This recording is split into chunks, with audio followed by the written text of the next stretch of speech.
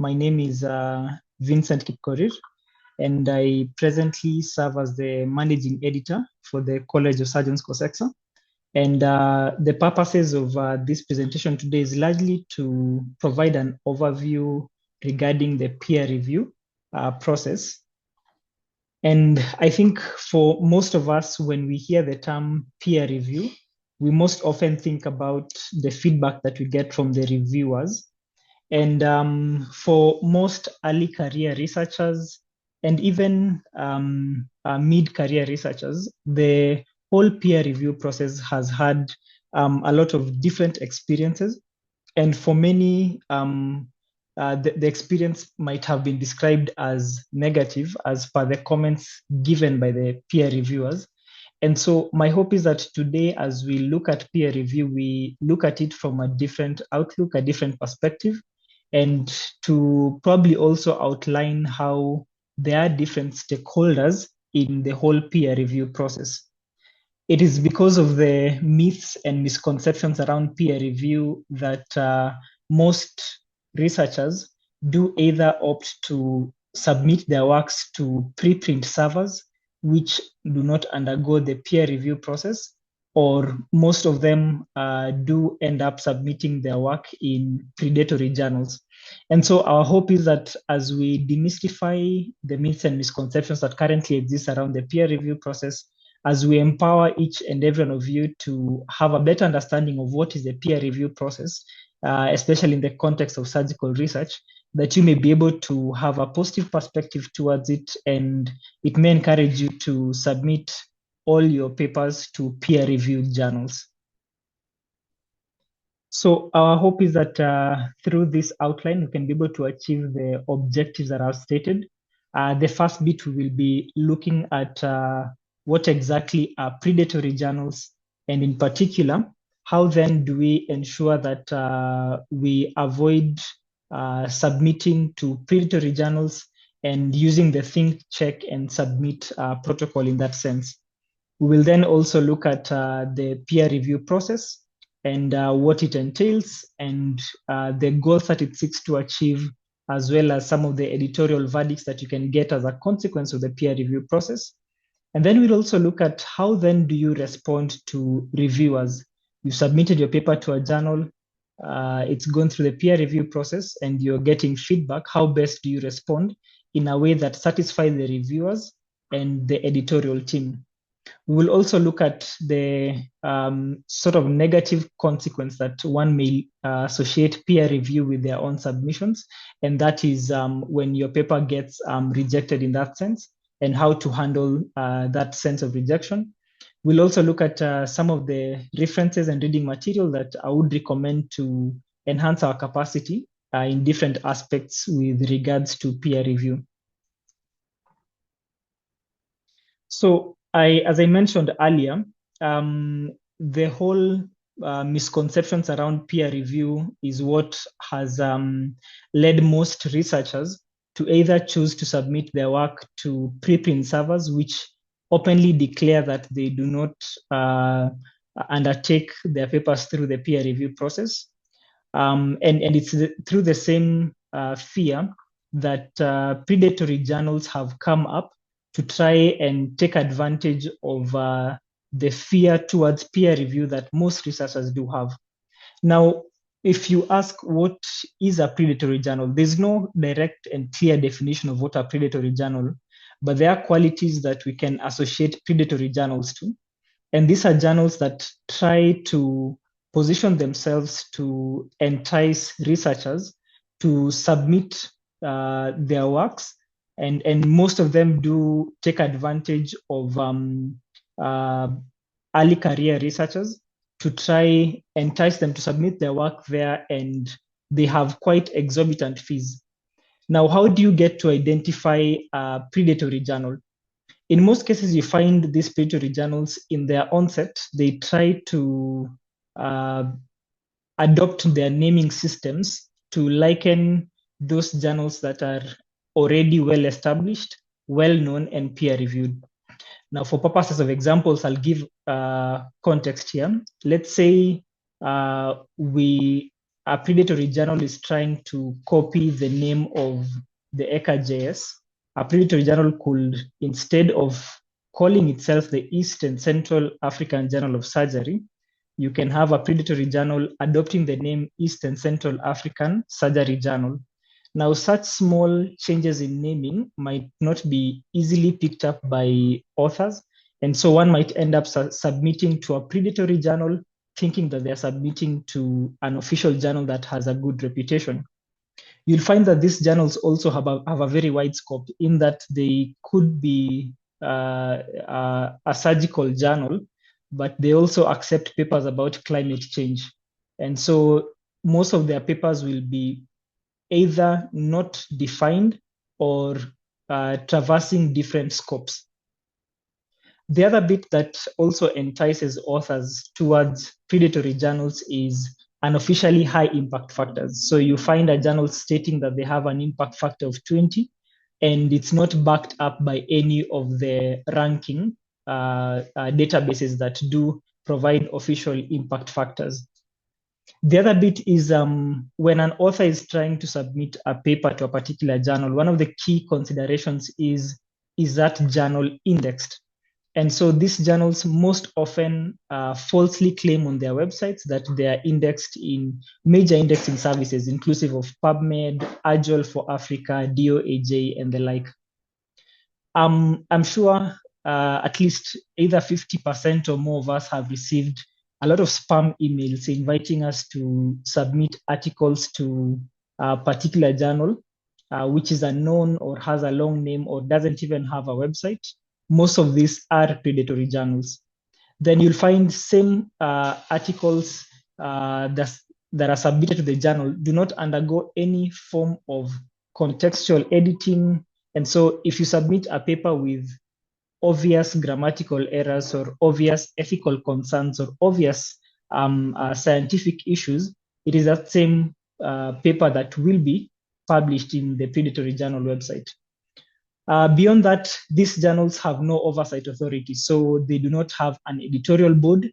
And most importantly, within their guide for authors section, they lack the pertinent information that would be important when an author is deliberating whether to submit to that particular journal. Now, of importance is that these journals do not have a clearly stated peer review process. Number two, they do not state whether they are open access, and if they're open access, what type of open access do they have? Number three, they do not state the copyright policy of the papers that are submitted to them. And most also importantly, they do not state whether or not they do have charges. So they pride themselves in having a lot of publication frequencies, but their processes between submission of an article to publication of that article is quite unclear. Now, it is because of all these qualities that such type of journals have been named as predatory journals, because they predate on authors who have a negative perception or a negative experience towards the peer review process. And therefore, such journals do offer an easy solution towards publishing, non-peer review, but then on the flip side, they do take advantage to charge others exorbitant fees. And so even as we talk about predatory journals, it's important that to contextualize it in our session today, thinking about it as a go-to measure that most authors head out to in the existence of that fear of the peer review process. So even as we talk about predatory journals, then the question comes in, so when you want to submit an article as an author, remember, as we talk about the peer review process, we have picked up from where an author has completed preparing their manuscripts, and they're now submitting it to a journal that is peer reviewed to be taken through the peer review process and thereafter published. So let's take a step back. So you've conducted a given set of research. You have already prepared your manuscript, and now you are deliberating on where exactly would you submit to. To overcome the whole challenge of predatory journals, a think, check, submit protocol has been outlined. Now, the think aspect of it just sort of probes you to deliberate on the journal that you are considering. And the two broad questions that we ask ourselves here under the think portion of the protocol is that, are we submitting or are we intending to submit our article to a trusted journal? Now, the term trusted could be interpreted in different ways, but the idea is that, does the scientific community recognize this particular journal? Is it endorsed? Does it belong to a particular indexing database? And we look at that when we look at the checklist for the same. But generally, you need to think around, is the journal you're considering trusted within the scientific community? Number two, we need to ensure that as we deliberate on a particular journal for publication, it has to be in line or matching with the scope and the theme of your manuscript.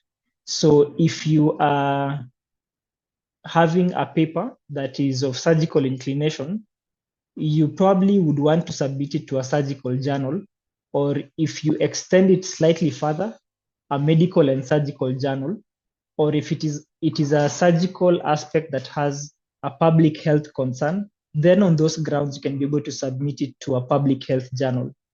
But the idea here is that you try find a journal as you think through your options that aligns properly with the theme of your work. Now, it's important that you spend a lot of time when you're deliberating on where exactly you're going to submit, because as I said, in the current day and era, we have a lot of predatory journals.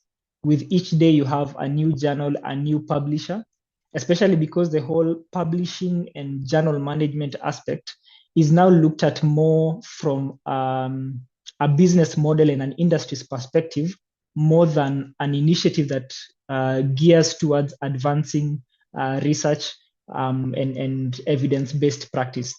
And so it's important to clearly look at these two first questions, especially because to date, there's no clearly outlined guideline that is up to date to provide guidance on how exactly do you choose a journal for publications. But these are principles that would guide you in the same sense. After you've thought through and come up with a list of possible journals that you'd want to submit to, the next step is for you to have a checklist. Now, this checklist can be as broad and as wide as possible, but the key areas that you look at are, you're trying to think around the qualities of a predatory journal, and you're asking yourself, does this journal have those qualities? The few points I have outlined here are the points that are particularly key, even beyond thinking about predatory journals. It's important that, especially if now speaking from a surgical perspective, if you want to submit a surgical related manuscript to a surgical journal, it's important that you consider, is it known within the surgical community, for example, or among the scientific community in your area of practice? Number two, do you have colleagues or other authors whom you know who have published in that journal? Get to know how exactly is their peer review process. Do they actually perform peer review? Number two is that journals are required to have their publishers clearly outlined. Now, for example, the publisher for the East and Central African Journal of Surgery is the College of Surgeons, COSEXA. And so, do you know the publisher, and is the publisher easily identifiable? Do they have any ethical concerns surrounding them? You need to ask yourself such questions. The next thing you need to think around is that, is the peer review process clearly outlined in the journal's website? And even before that, does the journal have a website? Then, as you continue deliberating on this on your checklist, remember we said that predatory journals have either not outlined or poorly outlined copyright policies, licensing policies, and author processing charges policies. And this you need to clearly check before you now consider that journal.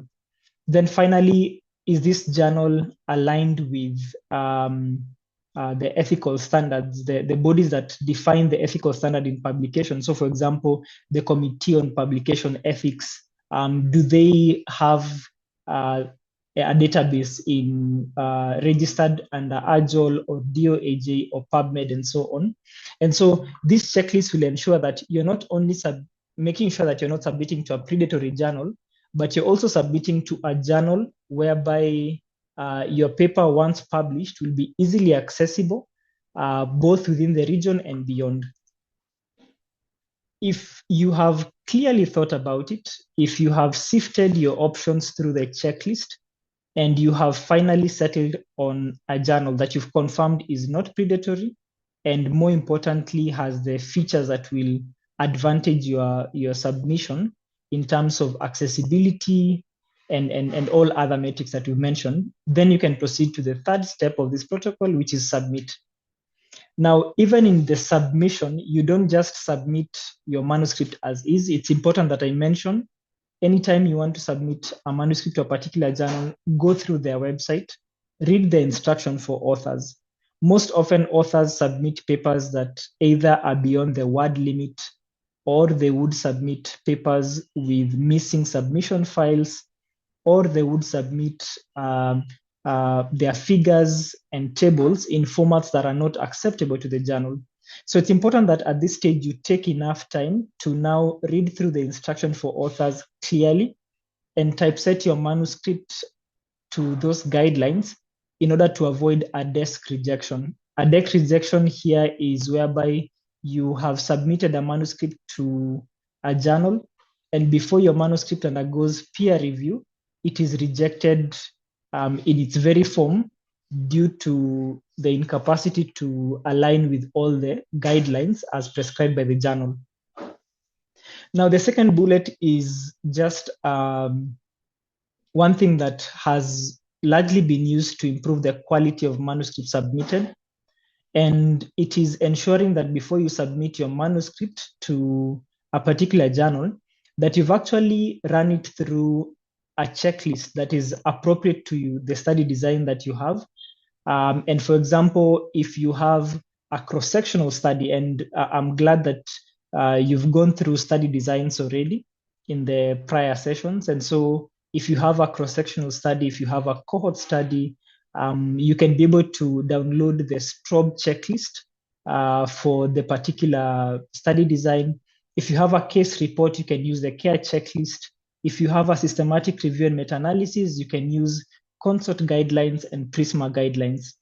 And so this international standards checklist ensure that even after your manuscript has passed the stage whereby you've aligned it with all the submission guidelines, that when it goes to the peer review, the reviewers will look at your manuscript and they will be able to see that you have aligned it with all the requirements as per the study design that you are employing for your model.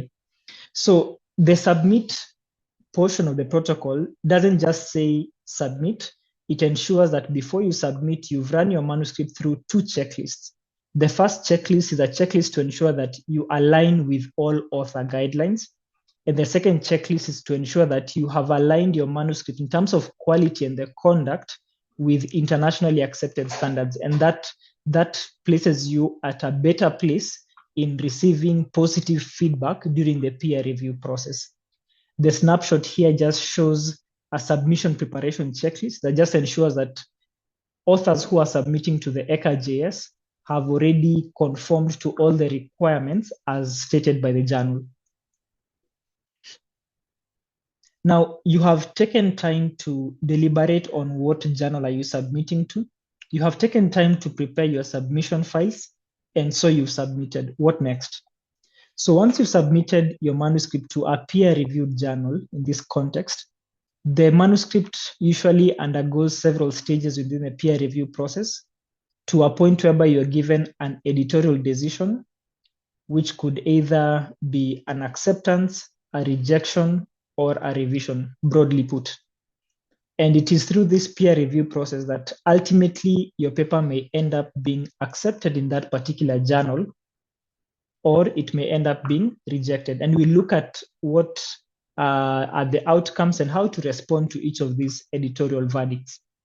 So the peer review process, how I like to think about it is it's a quality improvement protocol that tries to ensure that for the papers that are submitted to a particular journal, the version of record or the version that is published is of the highest quality and has undergone review by experts within that particular field of interest. To give us an idea of what do we mean by the peer review process, I have attached the peer review process as it is in the East and Central African Journal of Surgery. And this is broadly the 5 steps that your manuscript undergoes once you submit it to the journal.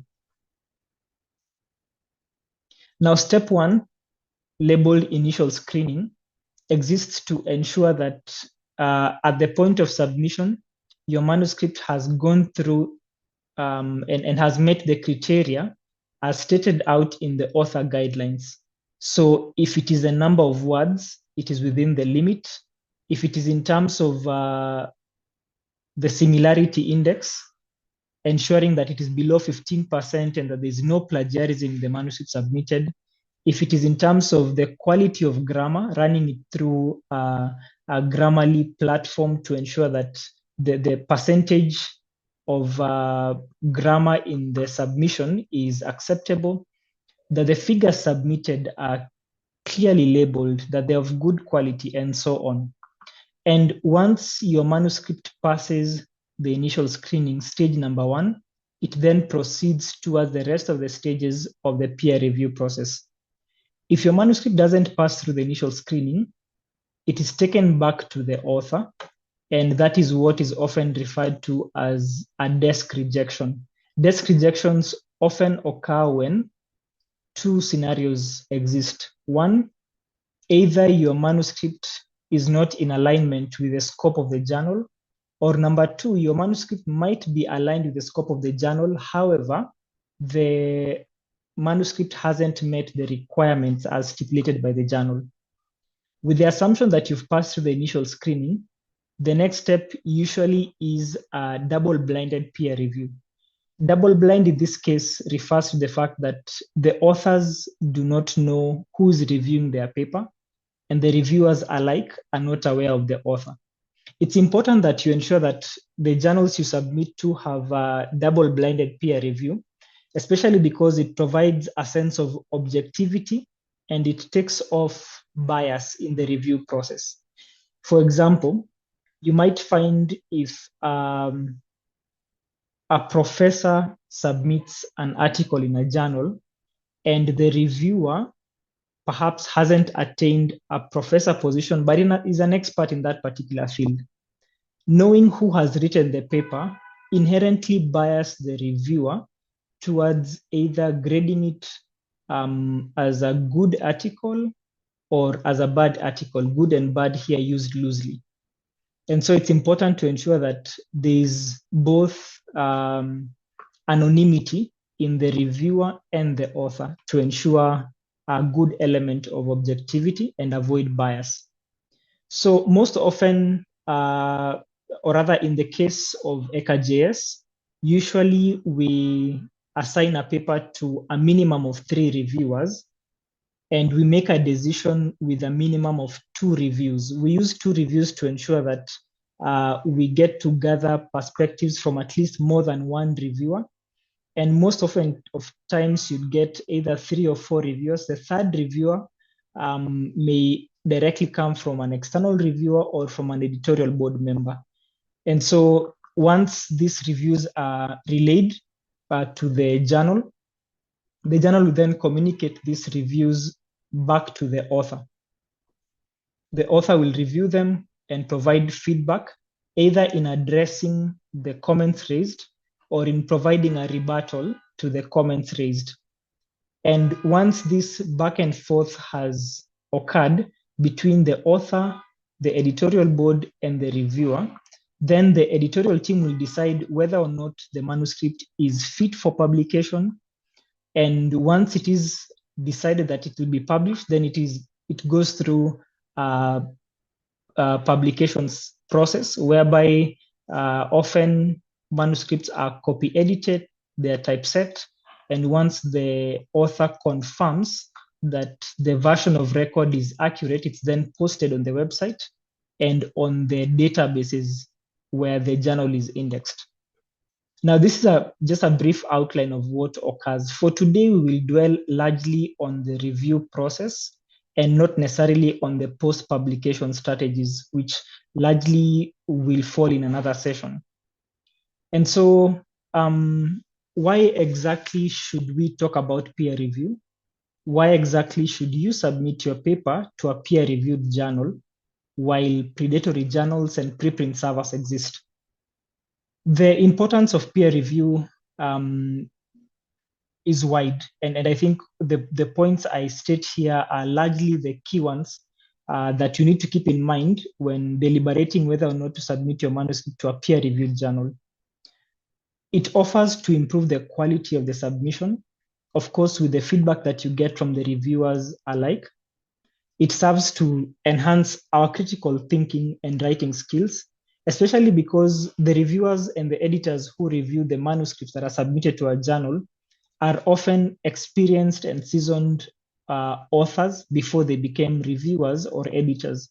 And so receiving feedback from the reviewers or editors does improve the quality, but also exposes the author towards perspectives that they may not have considered during the drafting of the manuscript.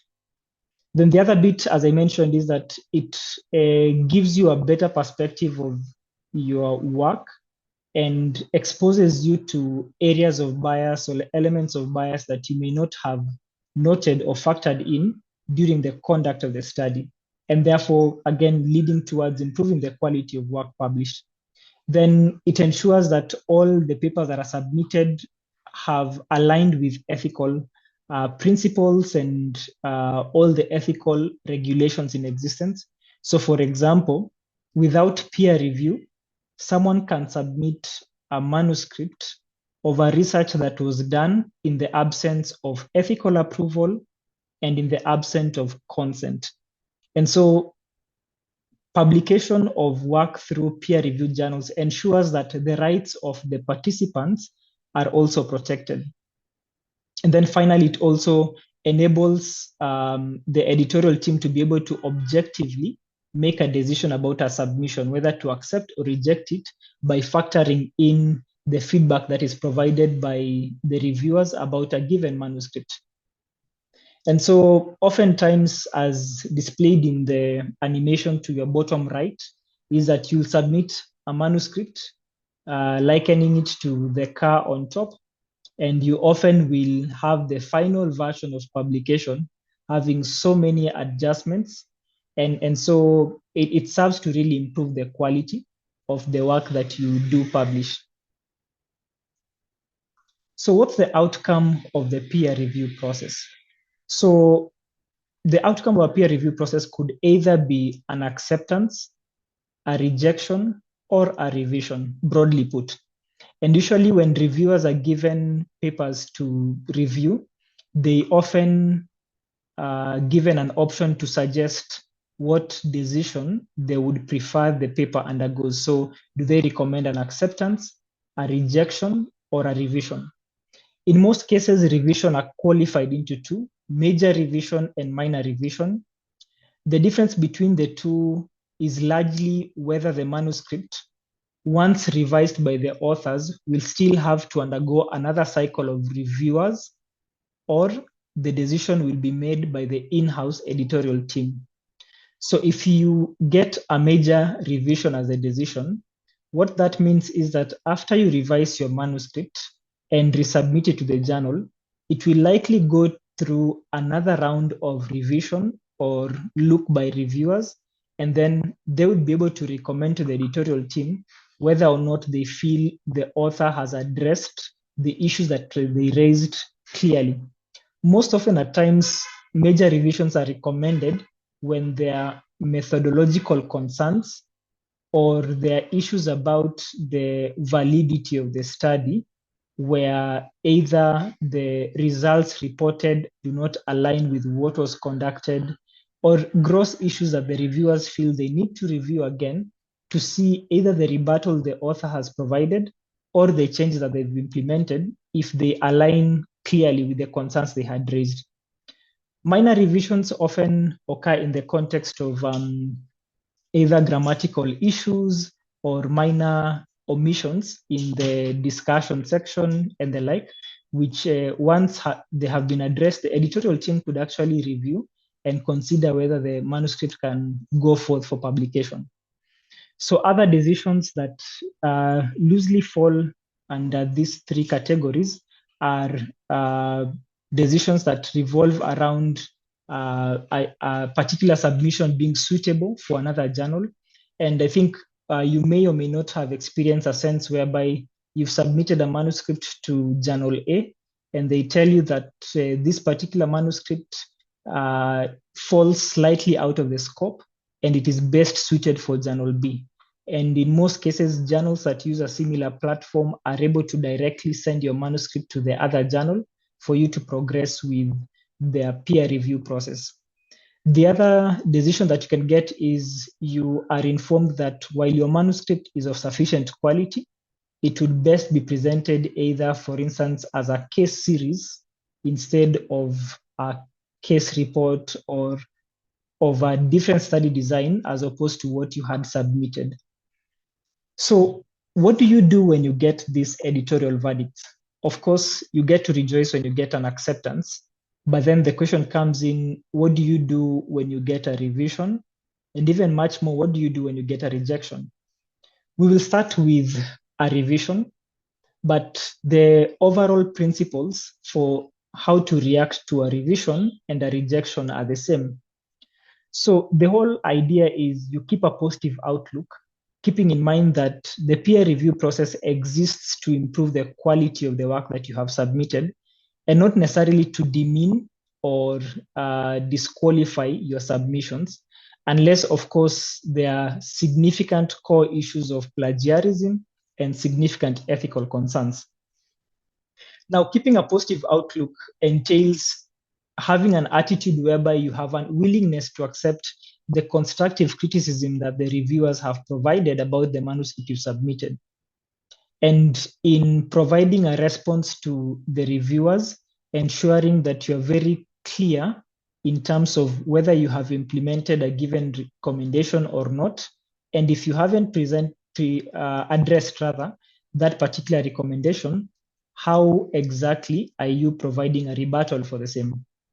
And it's important that I mentioned that the peer review process is a good teacher of perseverance, because you might have a manuscript reviewed up to, say, 5 rounds before it's finally accepted. And most often than not, you find that if you get strict reviewers and strict editors, they would want you to address each and everything that they have provided, and if not, provide a very clearly justified rebuttal as to why you haven't addressed those aspects. So it's important that you persevere through the process and not give up when you are just one round of revision away from acceptance, because oftentimes you find authors have gone through 3 cycles of reviews, and the 4th cycle probably would have been the last one before an acceptance. And when you give up at that stage, you end up submitting to a different journal and you start all the way from the 1st cycle of revision. Now, as you address and take in all the feedback from the peer review process, Williams provides 3 golden rules. And they state you should answer the queries by reviewers and editors completely, politely, and with evidence. So these are just some guiding principles onto how best you can revise a manuscript to ensure that your revision process is best favors your manuscript and ensures that your manuscript has the best chances of being accepted after your revision. The first thing you need to ask yourself is, are you going to submit your revised version to the same journal? And this comes in when you think about the context whereby you've given a revision that your manuscript is not best suited for that particular journal. Number 2, if there are any issues that are unclear always feel free to reach out to the editorial team to ensure that even as you now commit to make the changes, that you're making the changes within the realms of what was the expectation. Number three, always prioritize the reviewer's comments. In most cases, what the editorial team does is that they collate all the reviewers' comments together. In most cases, make them palatable, and they do provide editors' comments that largely align with the reviewers' comments, but also try to improve the grammatical component of the paper, as well as to take note of any queries that may revolve around the similarity indices of the paper with already published literature. Now, as I said, reviewers are not out to attack you, to demean you. They're there to improve the quality of your submission. So view them as a consultant more than as an adversary. And in cases whereby you disagree with the comments that they've raised, remember, always respond completely, politely, and with evidence. The other bits of these principles really fall around how do you ensure that you're very clear and very comprehensive in your revisions. And what usually helps is preparing a cover letter. I will share that in the upcoming slides. And even if not provided by the journal, ensure that as you come across any grammatical error that will improve the quality of your manuscript, please do so. And lastly, but very important, always remember to submit your revisions within the timelines as provided for by the journal. This is important because while you still have that momentum whereby you've been given a revision and you've resubmitted it back, in most cases, editors would view that as proactiveness, which would sort of favor you towards the editorial verdict, in the sense that even if there are still concerns that you've not addressed, you've submitted your manuscript still within the recommended timelines, and you're able to receive some sort of grace to address any further queries that may arise. In other journals, actually, when you submit beyond the suggested timeline, you are told that you have to submit it as a fresh submission, and it has to go through the peer review process afresh again, which again lengthens the peer review process for your manuscript and is often quite frustrating. As you submit your manuscripts back to a particular journal, it's important to ensure that you're very, very clear about the changes that you've made. Most journals would ask you to submit 3 key files, among others: a cover letter, which provides a point-by-point response to the reviewers and editors' comments. Number 2, a revised manuscript in 2 versions. One will be a manuscript with the tracked changes, whereby you've either highlighted in red or whichever color and tracked the changes that you have actually made. And these changes are the ones that are referenced within the cover letter. And then finally, a clean copy that, if accepted, will now go into the post-publication process, or rather the post-acceptance process. To the bottom left of your screen, what you have is a sample cover letter. One column showcases the reviewer's comments. The other column showcases the changes that you have made in response to the reviewer's comments. And the third bit shows the sections or the pages or the paragraphs or the lines of text whereby these changes have been made. In other contexts, a journal might ask you to prepare a cover letter in this format. Whichever the case, always remember to consult the journal and inquire what format do they require for your point-by-point response. That largely addresses how do you handle rejection as an editorial verdict. Now, the extreme of cases is whereby you have your manuscript has been rejected in a submission. And when you look at most of the deterrents towards publication of papers in peer-reviewed journals, is that most authors do fear receiving rejection as an editorial verdict. I think before we talk about how do you address rejection, it's important to really think about what are the grounds for rejection of a manuscript. And remember, the grounds that we're speaking about here is an objective peer review process.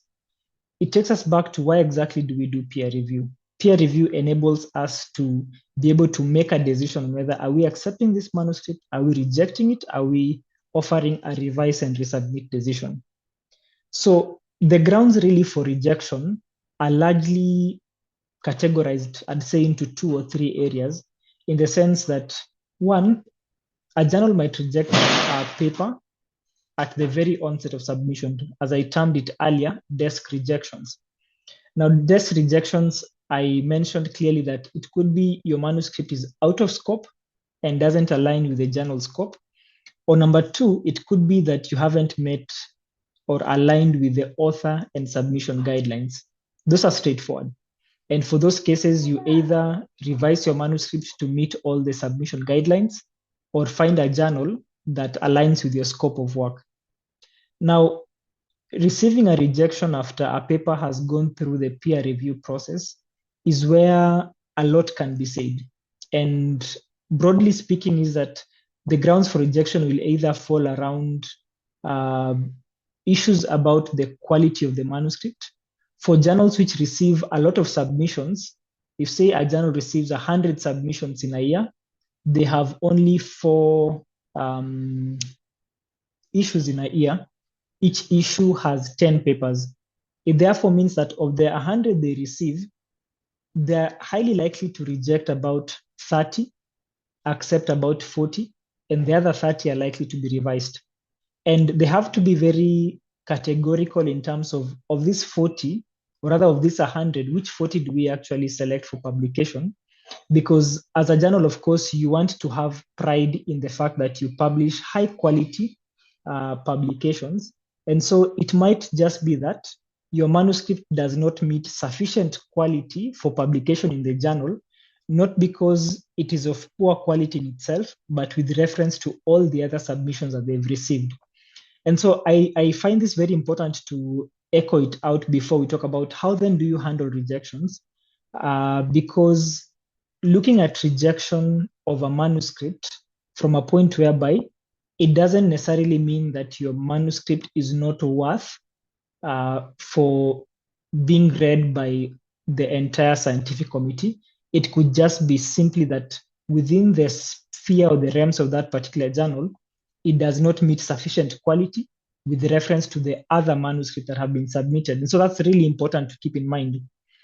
Of course, now there are also rejections that do come because the actual quality of the manuscript is poor. It could be that the writing is poor, it has grammatical errors, it has overt plagiarism issues, it has overt methodological concerns, poor methodological clarity. It could have ethical concerns. For example, if consent was not sought, if ethical approval was not sought, and if maybe for images, if patient biodata are still visible in the images, and so on. And so you need to really look at why exactly has your manuscript been rejected. Remember, the whole peer review process exists so that you can be able to also enhance your critical thinking, your writing skills, and so on. And so always ask yourself, on what grounds has this manuscript been rejected? Now, having understood that, how then do you handle a decision of rejection for your manuscript? Of course, the first bullet is easier said than done. Don't get frustrated. And the only way to achieve this is to think about it objectively. Why exactly has my manuscript been rejected? Is it due to grounds of scientific concern? Is it due to methodological clarity? Is it being due to ethical concerns? And clearly point out. Unfortunately, not many, or rather not all journals clearly state why they have rejected your manuscripts. I would like to point it clearly that it is within the author's rights to know why exactly a manuscript has been rejected. And you always have the option to email a journal and state that manuscript number such and such has been rejected. I'd like to know the grounds for rejection in order to improve the quality of your next submission, whether in the same journal or in another journal. Number two, once you've found out why exactly your manuscript was rejected, remember, it's critical feedback. Therefore, it's always advised that you do implement it, whether it's from reviewers' comments or editors' comments.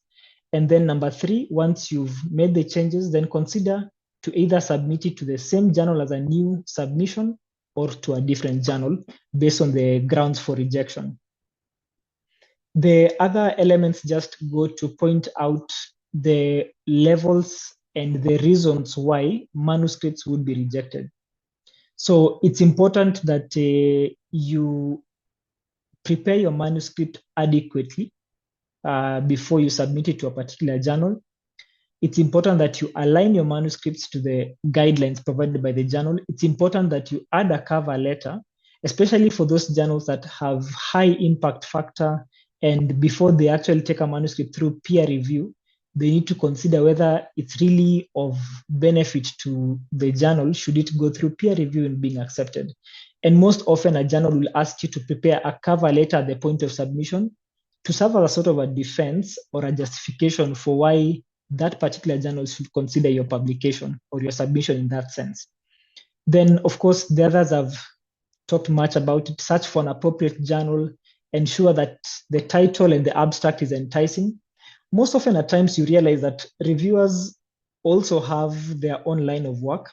So, and with reviewing being a largely pro bono work, sometimes you just want to easen the process for the reviewer by ensuring that by the time a reviewer reads your title and goes through your abstract, they're already interested to know what exactly is in this paper. And most of the rejections that come from reviewers often at times come as a result of a blank observation of the title and the abstract, which then sort of biases them to how exactly the paper is. So ensure that all the earlier phases that the reviewer encounters in your manuscript are well outlined, are well enticing. This doesn't just affect reviewers, but it also affects whether a journal will consider publishing your manuscript if your title would be attractive to their readers and so on. And then, as I said, reviews are there to enhance the quality of work that you publish. And most often, if a journal has taken your manuscript through peer review, a revise and resubmit decision has been made. Most often at times, if you address all those issues clearly, the next decision or the next editorial verdict is usually an acceptance. And so ensure that you revise and take every review seriously. Some journals I have come across usually have a policy that if you fail to address the reviewer's comments, it is an outright rejection. So the overall or overarching point I'm trying to make here is take every step in the publication of the peer review process very keenly, especially when you're preparing your manuscript for publication. Make sure you adhere to all the elements that I have mentioned in the prior slides. Now, as we wind this narrative, I think I'd like to really emphasize on the fact that when we think about the peer review process, it is not simply or directly referring to the process whereby a reviewer reads your paper. The peer review process begins all the way from the point whereby an author is preparing a manuscript. It actually begins from the point whereby you are designing your proposal, because you are putting your paper against a critical aspect and your proposal, and you're trying to think about it as a reviewer, as you are designing your inclusion and exclusion criteria, as you are deciding what study design best answers the question that you're trying to address, as you are executing and planning your methodology, as you are outlining your results, as you are making a defense for your results through your discussion, as you're coming up with your conclusions, as you format your references, you need to ask yourself, am I doing it to sufficient quality to give my paper the best chances of passing through the peer review process and getting accepted? And that's the question I'd like us to continually consider, all the way from a point whereby you are coming up with a research idea. Because reviewers put your manuscript against what is considered of standard or of high quality. And it all starts with, is the research question appropriate? Is it a new research question, or is it a duplicate of what has been done? And if it is a duplicate, is it Does it provide new information to warrant publication? And those are the questions you want to ask yourself as you coin whatever research question you have. As you prepare your objectives, ask yourself the objectives that you set forth for your paper, do they answer your research question? And as you keep on asking yourself all these questions as you go step by step, you ensure that your peer review process, once you submit your manuscript, will actually be seamless. It is for that reason that I have put a table here that outlines some of the resources that you could make reference to ensure that the quality of work that you submit to publication or to a particular journal actually meets the internationally accepted standards. Now, this list is not exhaustive. I have to mention that I have only listed the resources that I have used or interacted with, and I feel they sort of cover most of the areas in enhancing the quality of work that an author submits to a journal. It's important that I also echo out a call that the desire is that we are all at a point whereby we graduate from being authors to being reviewers to being editors. Why do I say that? Understanding or rather the conduct of research from an author perspective and from a peer review perspective overall increases the quality of work that we do publish. It's because having reviewed a paper for a journal or having served as an editor for a journal, you are able to incorporate the issues that you observe in other papers in the baseline conduct of your study, whereby you, as you conduct your study, as you develop your proposal, as you do the whole process of research, you're doing it from a point whereby you're continually asking yourself, am I doing this in accordance with the standards that exist? And so I also do provide before you some resources for both reviewers and editors in the hope that even as we continually become seasoned researchers, we'll be able to sign up with journals to review papers for them. And as we build up a rich review history, we can be able to then now graduate towards being editors for particular journals that fall within our theme of interest. And a particular resource I'd like to echo out is at the ECHA.js, we have partnered with the Surgery Journal to institute a peer review academy. You might have seen this link or this advert circulating within COSEXA channels or within the ECHA.js channels. I'd like to invite you to sign up. It is free of charge. It is conducted by the two journals.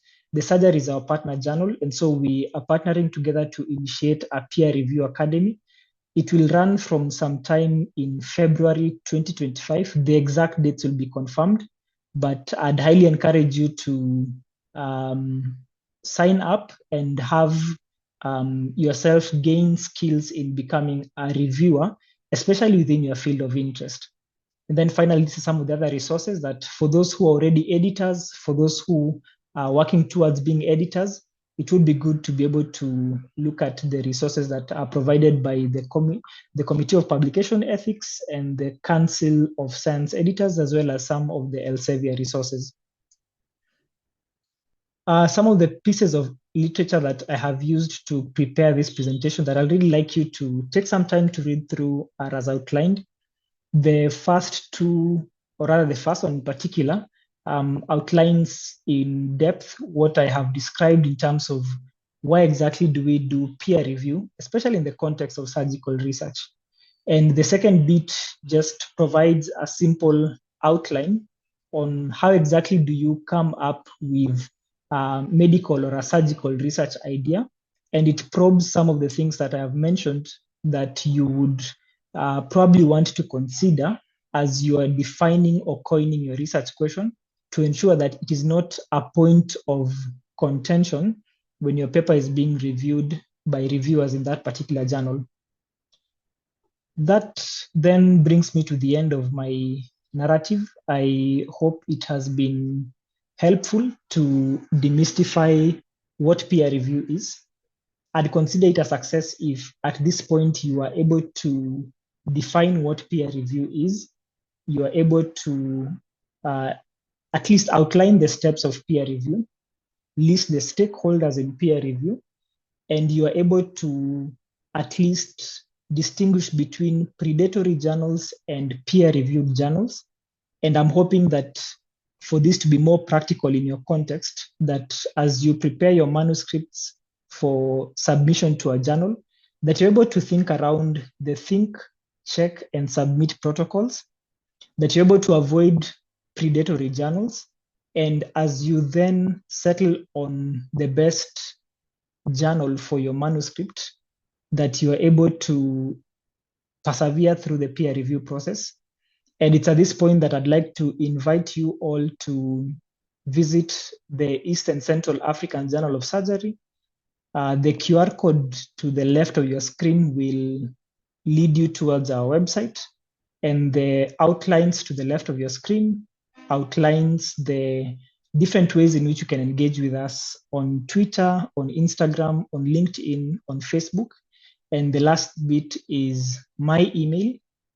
You can be able to reach out for your queries or concerns, especially with regards to the peer review process of the ECHA-JS. We are open for submissions, and we would like to continually partner with all authors to advance surgical research in Africa.